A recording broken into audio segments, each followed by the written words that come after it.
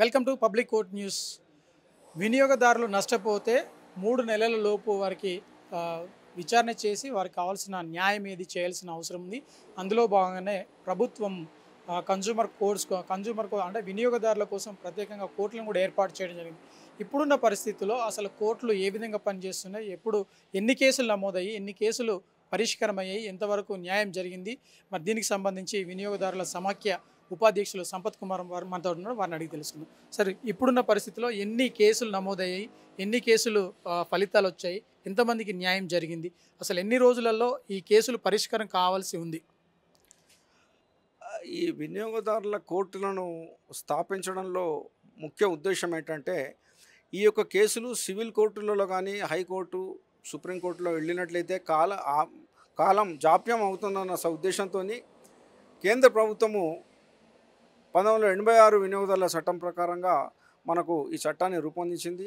దీని ప్రకారంగా అన్ని జిల్లా కేంద్రాల్లో జిల్లా వినియోగదారుల ఫోరాలు, అదేవిధంగా ఆ రాష్ట్ర వినియోగదారుల కమిషను, అదేవిధంగా సెంట్రల్లో జాతీయ వినియోగదారుల కమిషన్ ఏర్పరిచి అందులో నైపుణ్యం గల ఎవరైతే అనుభవం గల వారిని ఆ యొక్క జిల్లా ఫోరం అధ్యక్షునిగా, అదేవిధంగా జిల్లా కమిషన్ ప్రెసిడెంట్గా, తర్వాత జాతీయ కమిషన్లో కూడా అధ్యక్షుడిగా నియమించడం జరిగింది.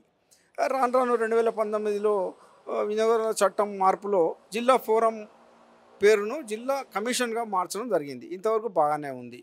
మరి సామాన్యమైన వ్యక్తులు అన్యాయం జరిగినప్పుడు సత్వర పరిష్కారానికి ఏర్పడ్డ వినియోగదారుల కోర్టులు ఆ యొక్క కేసులను వారు మానవతా దృక్పథంతో వినియోగదారుల సమస్యలను దృష్టిలో ఉంచుకొని వారు దాన్ని సామరస్యంగా పరిష్కరించే యొక్క వీలు కోసం ఏర్పడ్డ కోర్టులు. కానీ ఇందులో మా వినియోగదారుల దురదృష్టం ఏంటంటే, వినియోగదారుల కోర్టులు కూడా సివిల్ కోర్టులు, తర్వాత క్రైమ్స్ తీసే సివిల్ కోర్టులు, సెషన్స్ కోర్టులు మాదిరిగానే వాయిదాల మీద వాయిదాలు తీసుకుంటూ ఈ యొక్క కేసుల పరిష్కారానికి జాప్యం జరుగుతుంది. వాటి యొక్క ఉద్దేశాన్ని దృష్టిలో పెట్టుకొని వారి యొక్క పెద్దవారైన గౌరవనీయులు, ఆ కమిషన్ అధ్యక్షులు ఆ యొక్క తీర్పులో ఉండే ఒక ఆ తీవ్రతను బట్టి ఆ తీర్పులను వెంట ఇవ్వాల్సి ఉంటుంది. ఒక వినియోగదారుడు ఒక 15,000 రూపాయల టీవీ కానీ, ఒక 30,000 రూపాయల టీవీ కానీ కొని అందులో అన్యాయం జరిగిందని ఆ యొక్క కంపెనీపై, ఆ యొక్క షాప్ ఓనర్పై జిల్లా వినియోగదారుల కమిషన్లో ఫిర్యాదు చేసినప్పుడు ఇతడు ఏ ఉద్యోగస్తుడో, లేకుంటే ఏదో ఒక చిన్న వ్యవసాయదారుడో, ఒక చిన్న లేబరో ఉండి ఉంటాడు. అతను వినియోగదారుల కమిషన్లో 30,000 రూపాయల టీవీకి అన్యాయం జరిగింది కదా, నాకు వినియోగదారుల ఫోరం కమిషన్ ఉంది కదా అని ఒక ఆత్మస్థైర్యంతో కేసు ఫైల్ చేసినప్పుడు దానికి అపోజిషన్ పార్టీ వాళ్ళు చాలా బలమైన వ్యక్తులు. ఎందుకంటే టీవీ యొక్క తయారీదారులు, తర్వాత ఆ టీవీ షోరూమ్ యజమానులు, వారు చాలా ఆర్థికంగా బలంగా ఉంటారు, సామాజిక పరంగా బలంగా ఉంటారు. వారు ఒక అడ్వకేట్ను మాట్లాడుకొని ఒక సామాన్యమైన ఒక కూలీ లేదా ఒక ఉద్యోగస్తుడు అతనికి అపోజిషన్లో అడ్వకేట్ను పెట్టుకొని ఇతని మీద కన్జ్యూమర్ ఫోరంలో వారు పోరాడడానికి వచ్చినప్పుడు ఇక అక్కడ బలాబలాల్లో చూసుకుంటే వారిదే నెగ్గే అవకాశం కనిపిస్తుంది. ఎందుకంటే ఈ సామాన్యుని దృష్టిలో తన టీవీ కానీ ఫ్రిడ్జ్ కానీ పాడైపోయింది, పలానా గ్యారంటీ పీరియడ్లో నాకు కొత్తది కావాలి అనే ఒక వినియోగదారుల చట్టాన్ని దృష్టిలో పెట్టుకుని అతనికి ఆ కోర్టులో వేసినప్పుడు ఆ లాయరు అనేక మెలికలు తిప్పి అనేకమైన దానికి రకరకాల భాష్యాలు చెప్పి ఎలాగైతేనేమి ఈ యొక్క వినియోగదారుని తప్పు అనిపించే ప్రయత్నంలో అతను వాయిదాల మీద వాయిదాలు కోరుతూ ఈ యొక్క సామాన్యుణ్ణి తింపడం అనేది కొంత బాధాకరంగా ఉంది. గౌరవనీయులు పెద్దలు జిల్లా వినియోగదారుల కమిషన్ అధ్యక్షులు లేదా స్టేట్ వినియోగదారుల కమిషన్లు ఈ విషయంలో సానుకూలంగా స్పందించాలి. అనేక కోర్టులలో అనేక వందల కేసులు పెండింగ్లో ఉన్నాయి, కానీ వాటిని యొక్క జడ్జిమెంట్స్ యొక్క నిష్పత్తి చాలా తక్కువగా ఉంది అన్ని జిల్లాలలో. హైదరాబాద్ 1, 2, 3 మరియు రంగారెడ్డి జిల్లా 4 కోర్టులు ఉన్నాయి. అన్నిటికంటే బాగా వినియోగదారుల కోర్టులో ఎక్కువ కేసులు ఉన్నది రంగారెడ్డి జిల్లా. ఇందులో అనేకమైన కేసులు ఉన్నాయి.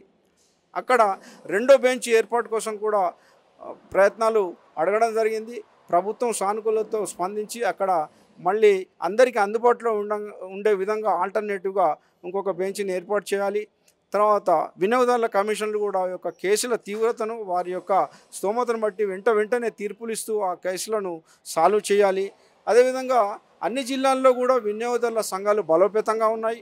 ముఖ్యంగా నల్గొండ జిల్లా, సూర్యాపేట, ఆదిలాబాద్, కరీంనగర్, వరంగల్, హైదరాబాద్, ఇటువంటి నిజామాబాద్ ఇటువంటి జిల్లాల్లో బాగా బలంగా వినియోగదారుల సంఘాలు కేసులు ఫైల్ చేయడం కానీ తర్వాత వీటి మీద పోరాటం కానీ చేస్తున్నాయి.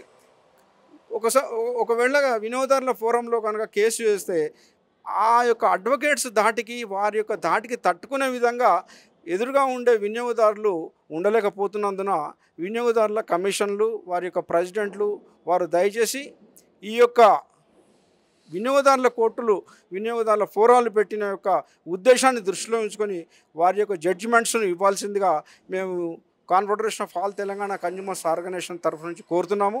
ఇప్పటి వరకు ఎన్ని కేసులు నమోదయ్యాయి, ఎన్ని కేసులు సాల్వ్ అయ్యాయి, ఎంత జడ్జిమెంట్ వచ్చింది, ఎంతవరకు న్యాయం జరిగింది? నాకు తెలిసిన లెక్కల ప్రకారం ఇది నిమిత్తంగా చెప్పలేము. 2018 నుంచి 2023 సంవత్సరం అంటే 5-6 సంవత్సరాల కాలంలో దాదాపుగా 14,242 కేసులు తెలంగాణ వ్యాప్తంగా ఉన్న జిల్లాలలో ఉన్న వినియోగదారుల కమిషన్లో కేసులు ఫైల్ అయినట్టుగా మా దృష్టికి వచ్చింది. అందులో 166 కేసులు మాత్రమే జడ్జిమెంట్ అయినట్టుగా కొన్ని రికార్డ్స్ చెప్తున్నాయి. ఇది ఖచ్చితంగా నేను చెప్పలేను, దీని మీద ఖచ్చితంగా నేను ఆధారాలతో చెప్పడం లేదు. మా దృష్టికి వచ్చింది కనుక చెప్తున్నాను. జడ్జిమెంట్ యొక్క నిష్పత్తి 1:1.31% ఉంది. ఎందుకు ఇక్కడ డిలే అవుతుందంటే ఇవన్నీ కూడా వాయిదాలు, అడ్వకేట్స్ ఇన్వాల్వ్ కావడం, వారి యొక్క సౌలభ్యాన్ని బట్టి ఆ కేసును వాయిదా వేయడం. స్వాభావికంగా వినియోగదారుల ఫోరం అధ్యక్షులు కానీ ప్రెసిడెంట్లు కానీ అడ్వకేట్ స్థాయి నుంచే వస్తారు కనుక వారు అదే అలవాటుతో అడ్వకేట్స్ను చాలా అన్ని సందర్భాల్లో వారికి ప్రాముఖ్యత ఇస్తూ వినియోగదారులను పట్టించుకోకుండా వారి వాయిదాలకు ప్రాముఖ్యత ఇవ్వడంతో వినియోగదారుల ఫోరంలో కేసులు వేయాలంటే కొంచెం వెనుకంజ వేసే ప్రయత్నాలు వెనుకంజ వేయడానికి వాళ్ళు మొగ్గు చూపుతున్నారు. ఎందుకంటే ఒక డిస్ట్రిక్ట్ స్థాయిలో వెళ్ళి ఒక కేసు వేయాలంటే ఇతను సొంత ఖర్చులతో వెళ్ళాలి. అక్కడ బలంగా ఉన్న వ్యక్తి అపోజిషన్ పార్టీ, ఒక పెద్ద కంపెనీ యజమాని, అతను ఒక పెద్ద అడ్వకేట్ను తీసుకుంటాడు. కనుక వారి ముందు మనం వాదన చేయాలంటే ఒక 25,000 రూపాయలు కొన్న ఒక టీవీ కొన్న వ్యక్తి ఒక అడ్వకేట్ను మాట్లాడుకొని ఆ కేసును చేయాలంటే ఈ 25,000 రూపాయల అమౌంట్ వర్త్ గల వాదించడానికి అడ్వకేట్కి ఎంత చెల్లించాలి, తర్వాత రానుమోను ఖర్చులు ఎంత చెల్లించాలి, ఇది గెలుస్తామా గెలవమా, గెలవకపోతే అడ్వకేట్ ఛార్జెస్ బస్ ఛార్జెస్ ఇవన్నీ కూడా వేస్ట్ అవుతాయి కదా. మరి వినియోగదారునికి ఎంతవరకు న్యాయం జరుగుతుంది?